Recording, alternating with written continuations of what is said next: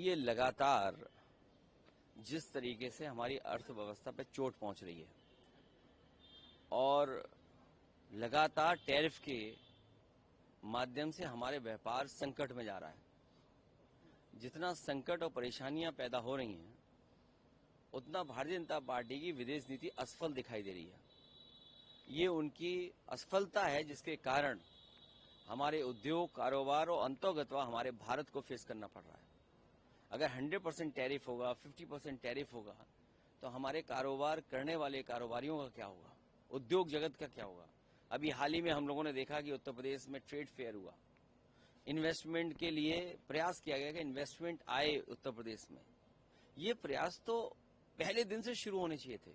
आखिरकार 9 साल इस सरकार क्या करती रही और दिल्ली की सरकार ने कितना सहयोग किया, और फिर जीएसटी में जो बदलाव आ रहा है, 9 साल तक इन्हें यही पता नहीं था कि गरीबों के लिए कितना नुकसानदेह है। और जिस तरह का जीएसटी लागू हुआ है, बहुत सारे व्यापारी, बहुत से काम करने वाले कारोबारियों को समझ में नहीं आ रहा है कि अंततः क्या होगा जीएसटी का।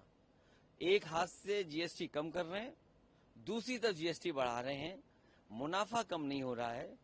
भारत को खुशहाल बनाने के लिए डॉक्टर राम मनोहर लोहिया की दाम बांधो निधि अंतोगत्वा हम लोग को शुरू उसी दिशा में जाना पड़ेगा। लेकिन 100% फार्मास्यूटिकल में हो गया है। इंडिया ने बहुत ज्यादा बड़े प्लेयर्स भी हैं फार्मास्यूटिकल्स को, कितना बड़ा नुकसान इंडस्ट्री में दे। जहां विदेश नीति असफल हुई है, अब भारत में गरीबों को दवाई सस्ती मिलेंगी, भारत के लोगों को दवाई सस्ती मिलेगी। जीएसटी लेकिन अभी कट भी किया गया था दवा में, तो और सस्ती हो जाएगी।